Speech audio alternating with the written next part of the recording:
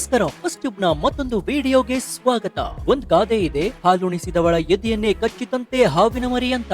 ಇವತ್ತು ನಮ್ಮ ನೆರೆಯ ರಾಷ್ಟ್ರ ನಾವು ಬಂಧು ಅಂತ ಭಾವಿಸಿದಂತಹ ಬಾಂಗ್ಲಾದೇಶ ಮಾಡ್ತಾ ಇರುವಂತಹ ಕೆಲಸ ಅಕ್ಷರಶಃ ಇದೇ ರೀತಿಯಾಗಿದೆ. 1971ರಲ್ಲಿ ಪಾಕಿಸ್ತಾನದ ರಾಕ್ಷಸರಿಂದ ಬಾಂಗ್ಲಾದೇಶವನ್ನ ರಕ್ಷಿಸಲು ಭಾರತೀಯ ಸೈನಿಕರು ತಮ್ಮ ರಕ್ತವನ್ನೇ ಹರಿಸಿದ್ರು. ಅಂದು ಯಾವ ದೇಶ ಬಾಂಗ್ಲಾಕ್ಕೆ ಸ್ವಾತಂತ್ರ್ಯವನ್ನ ಕೊಡಿಸಿತು, ಇಂದು ಅದೇ ದೇಶದ ವಿರುದ್ಧ ಬಾಂಗ್ಲಾದೇಶ ಕತ್ತಿ ಮಸಿತಾ ಇದೆ. ಸ್ನೇಹಿತನಂತೆ ಇದ್ದು ಬೆನ್ನಿಗೆ ಚೂರಿ ಹಾಕುವ ಕೆಲಸವನ್ನ ಬಾಂಗ್ಲಾ ಮಾಡ್ತಾ ಇದೆ.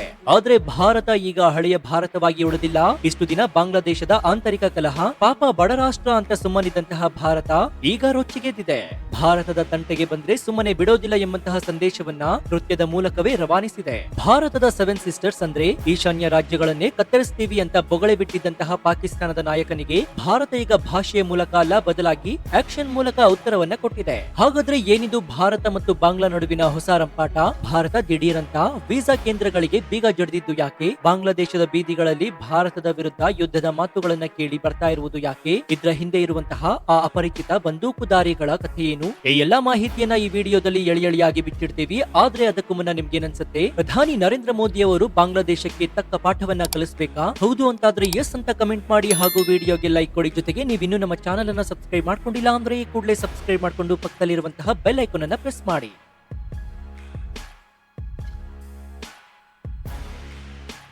ಬಾಂಗ್ಲಾದೇಶದ ವರ್ತನೆಗೆ ಕೆಂಡಾಮಂಡಲವಾಗಿರುವಂತಹ ಭಾರತ ಈಗ ಮೊದಲ ಹಂತದ ರಾಜತಾಂತ್ರಿಕ ಏಟನ್ನ ನೀಡಿದೆ.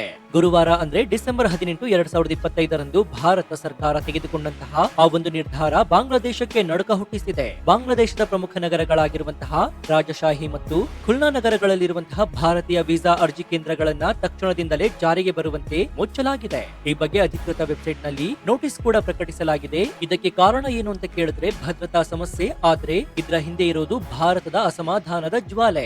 ಸ್ವಲ್ಪ ಲೆಕ್ಕ ಹಾಕಿ ನೋಡಿ, ಬಾಂಗ್ಲಾದೇಶಾದ್ಯಂತ ಭಾರತದ ಒಟ್ಟು 16 ವೀಸಾ ಅಪ್ಲಿಕೇಶನ್ ಸೆಂಟರ್ ಗಳಿವೆ. ಪ್ರತಿ ವರ್ಷ ಈ ಎಲ್ಲ ಸೆಂಟರ್ ಗಳು ಸೇರಿ ಬರೋಬ್ಬರಿ 22 ಲಕ್ಷ ವೀಸಾಗಳನ್ನ ಹ್ಯಾಂಡಲ್ ಮಾಡ್ತಾವೆ. ಅದರಲ್ಲೂ ಜಮುನಾ ಪಾರ್ಕ್ ಮೇನ್ ಸೆಂಟರ್ ಗೆ ಅತಿ ಹೆಚ್ಚು ಅರ್ಜಿಗಳು ಬರುತ್ತವೆ. ಈಗ ಪ್ರಮುಖ ಕೇಂದ್ರಗಳನ್ನೇ ಬಂದ್ ಮಾಡುವ ಮೂಲಕ ಭಾರತ ಅಘೋಷಿತವಾಗಿ ಬಾಂಗ್ಲಾದೇಶಿಗರಿಗೆ ಬ್ಯಾನ್ ಅನ್ನ ಹೇರಿದೆ.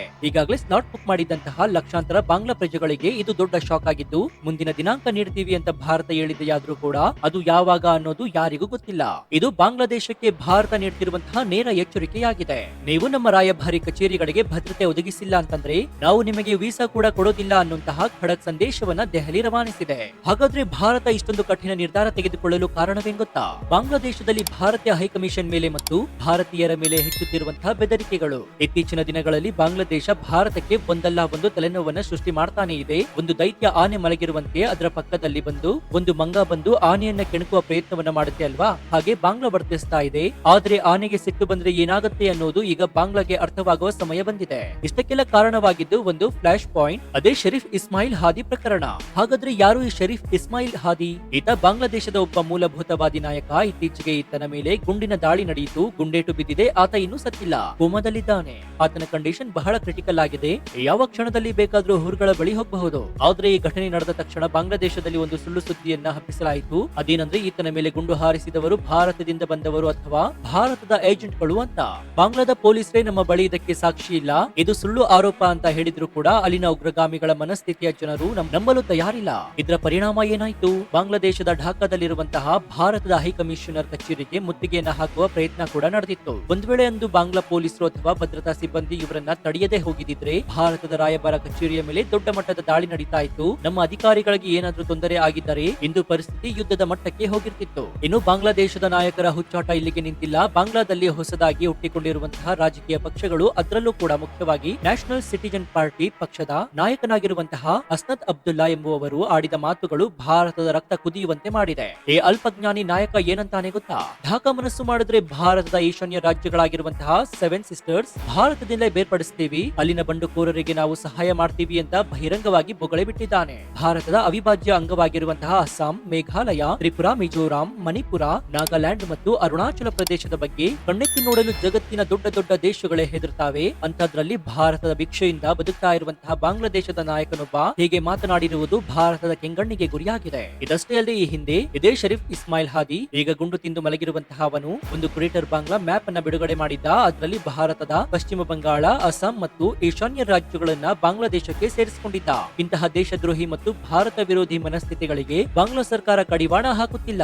ಇದೇ ಈಗ ಭಾರತದ ಸಿಟ್ಟಿಗೆ ಕಾರಣವಾಗಿರೋದು. ಈಗ ಭಾರತ ಸುಮ್ಮನೆ ಕೂತಿಲ್ಲ. ಈ ಹೇಳಿಕೆಗಳು ಹೊರಬಿದ್ದ ತಕ್ಷಣವೇ ನವದೆಹಲಿ ಆಕ್ಷನ್ ಮೋಡ್ ಗೆ ಬಂದಿದೆ. ಭಾರತದಲ್ಲಿರುವಂತಹ ಬಾಂಗ್ಲಾದೇಶದ ಹೈಕಮಿಷನರ್ ಮೊಹಮ್ಮದ್ ರಿಯಾಜ್ ಹಮೀದುಲ್ಲಾ ಅವರನ್ನ ವಿದೇಶಾಂಗ ಸಚಿವಾಲಯಕ್ಕೆ ಕರೆಸಿಕೊಳ್ಳಲಾಯಿತು. ಅವರಿಗೆ ಕೇವಲ ಚಹಾ ಕುಡಿಸಿ ಕಳುಹಿಸಲಾಗಿಲ್ಲ, ಬದಲಾಗಿ ಸರಿಯಾಗಿ ಕ್ಲಾಸ್ ತೆಗೆದುಕೊಳ್ಳಲಾಗಿದೆ. ನಿಮ್ಮ ದೇಶದಲ್ಲಿ ನಮ್ಮ ರಾಯಭಾರ ಕಚೇರಿಗೆ ರಕ್ಷಣೆ ಇಲ್ಲ, ನಿಮ್ಮ ನಾಯಕರು ಭಾರತವನ್ನ ಒಡೆಯುವ ಮಾತುಗಳನ್ನಾಡ್ತಾ ಇದ್ದಾರೆ, ಇದನ್ನ ನಾವು ಸಹಿಸೋದಿಲ್ಲ ಅಂತ ಭಾರತ ಖಡಕ್ ಆಗಿ ಎಚ್ಚರಿಕೆಯನ್ನು ನೀಡಿದೆ. ರಾಜತಾಂತ್ರಿಕ ಕಚೇರಿಗಳು ಮತ್ತು ಸಿಬ್ಬಂದಿಯ ಸುರಕ್ಷತೆಯನ್ನು ಖಚಿತಪಡಿಸಿಕೊಳ್ಳುವುದು ಹಂಗಾಮಿ ಸರ್ಕಾರದ ಜವಾಬ್ದಾರಿ. ಒಂದು ವೇಳೆ ಇದು ಮಿತಿ ಮೀರಿದ್ರೆ ಪರಿಣಾಮ ನೆಟ್ಟಗಿರಲ್ಲ ಎಂಬಂತಹ ಸಂದೇಶವನ್ನ ಭಾರತ ರವಾನಿಸಿದೆ. ಈಗ ಪ್ರಶ್ನೆ ಬರುವುದು, ಬಾಂಗ್ಲಾದೇಶ ಏಕಾಏಕಿ ಯಾಕೆ ಹೀಗೆ ಆಡ್ತಾ ಇದೆ? ಇದರ ಹಿಂದೆ ಇರುವಂತಹ ಅಸಲಿ ಸತ್ಯ ರಾಜಕೀಯ. ಬಾಂಗ್ಲಾದೇಶದಲ್ಲಿ ಶೇಖ್ ಹಸೀನಾ ಸರ್ಕಾರ ಬಿದ್ದು ಹೋದ್ಮೇಲೆ ಅಧಿಕಾರಕ್ಕೆ ಬಂದು ಮೊಹಮ್ಮದ್ ಯೂನಸ್ ಸರ್ಕಾರ. ಅಧಿಕಾರಕ್ಕೆ ಬಂದಿದ್ದು ಮೊಹಮ್ಮದ್ ಯೂನಸ್ ನೇತೃತ್ವದ ಹಂಗಾಮಿ ಸರ್ಕಾರ. ಯೂನಸ್ ನೊಬೆಲ್ ಪ್ರಶಸ್ತಿ ವಿಜೇತ, ಆರ್ಥಿಕ ತಜ್ಞ ಅಂತೆಲ್ಲ ಬಿಲ್ಡಪ್ ಇತ್ತು. ಇವರು ಬಂದ್ರೆ ಬಾಂಗ್ಲಾ ಉದ್ಧಾರ ಆಗುತ್ತೆ ಅಂತ ಜನ ನಂಬಿದ್ರು. ಆದ್ರೆ ಆಗಿದ್ದೇನು? ಆರ್ಥಿಕ ಕುಸಿತ.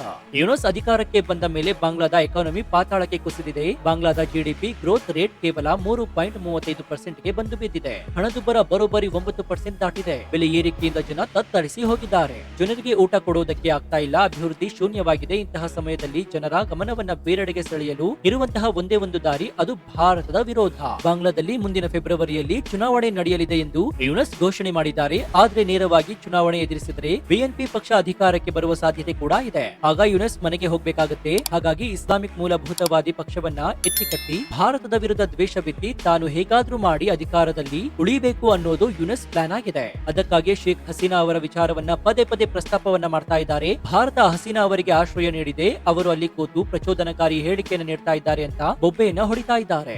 ಆದ್ರೆ ಭಾರತ ಸ್ಪಷ್ಟವಾಗಿ ಹೇಳಿದೆ, ಕಷ್ಟ ಕಾಲದಲ್ಲಿ ಮಿತ್ರನಿಗೆ ಆಶ್ರಯ ನೀಡುವುದು ಭಾರತದ ಸಂಸ್ಕೃತಿ. ಆದ್ರೆ ನಮ್ಮ ನೆಲದಲ್ಲಿ ಬಾಂಗ್ಲಾ ವಿರೋಧಿ ಕೃತ್ಯಕ್ಕೆ ಬಳಸಲು ನಾವು ಬಿಡೋದಿಲ್ಲ ಅಂತ ಹೇಳಿದೆ. ಇನ್ನು ಬಾಂಗ್ಲಾದೇಶದ ಈ ದ್ವೇಷದ ನಡುವೆ ಭಾರತಕ್ಕೆ ಮತ್ತೊಂದು ದೊಡ್ಡ ಸಮಸ್ಯೆ ಎದುರಾಗಿದೆ, ಅದೇ ಅಕ್ರಮ ಒಳನುಸುಳುವಿಕೆ. ಕೇಂದ್ರ ಗೃಹ ಇಲಾಖೆ ನೀಡಿರುವಂತಹ ಮಾಹಿತಿಯನ್ನೊಮ್ಮೆ ನೋಡಿದ್ರೆ ಈ ವರ್ಷದ ಆರಂಭದಿಂದ ನವೆಂಬರ್ ವರೆಗೆ ಬರೋಬ್ಬರಿ 104 ಬಾರಿ ಭಾರತಕ್ಕೆ ಒಳನುಸುಳುವ ಪ್ರಯತ್ನ ನಡೆದಿದೆ. ಈ ಸಮಯದಲ್ಲಿ 2556 ನುಸುಳುಕೋರರನ್ನ ಹಿಡಿದು ಹಾಕಲಾಗಿದೆ. ಇನ್ನು 2014ರಿಂದ ಇಲ್ಲಿಯವರೆಗೂ ಒಟ್ಟು 8500ಕ್ಕೂ ಹೆಚ್ಚು ನುಸುಳುವಿಕೆ ಯತ್ನಗಳು ನಡೆದಿವೆ. ಇದರಲ್ಲಿ ಬಾಂಗ್ಲಾ ಬಾರ್ಡರ್ ಒಂದರಲ್ಲೇ ಅತಿ ಹೆಚ್ಚು ಅಂದ್ರೆ 7528 ಪ್ರಯತ್ನಗಳು ನಡೆದಿವೆ. ಬಾಂಗ್ಲಾದೇಶದಲ್ಲಿ ಅಲ್ಪಸಂಖ್ಯಾತ ಹಿಂದೂಗಳ ಮೇಲೆ ನಿರಂತರವಾಗಿ ದಾಳಿ ನಡೀತಾ ಇದೆ. ದೇವಸ್ಥಾನಗಳನ್ನ ಧ್ವಂಸ ಮಾಡಲಾಗ್ತಾ ಇದೆ. ಜೀವ ಭಯದಿಂದ ಜನ ಭಾರತದ ಕಡೆಗೆ ಓಡಿ ಬರ್ತಾ ಇದ್ದಾರೆ. ಆದ್ರೆ ಇದರ ಮರೆಯಲ್ಲಿ ಉಗ್ರರು ಕೂಡ ಭಾರತಕ್ಕೆ ಎಂಟ್ರಿ ಕೊಡ್ತಾ ಇದ್ದಾರೆ. ಇದೇ ಕಾರಣಕ್ಕೆ ಭಾರತ ಈಗ ಬಾರ್ಡರ್ ನಲ್ಲಿ ಹದ್ದಿನ ಕಣ್ಣಿಟ್ಟಿದೆ. ಈಗ ಸೋಷಿಯಲ್ ಮೀಡಿಯಾದಲ್ಲಿ ಎಲ್ಲರೂ ಕೇಳೋದು ಒಂದೇ ಪ್ರಶ್ನೆ, ಭಾರತ ಬಾಂಗ್ಲಾ ಮೇಲೆ ಯುದ್ಧ ಮಾಡುತ್ತಾ?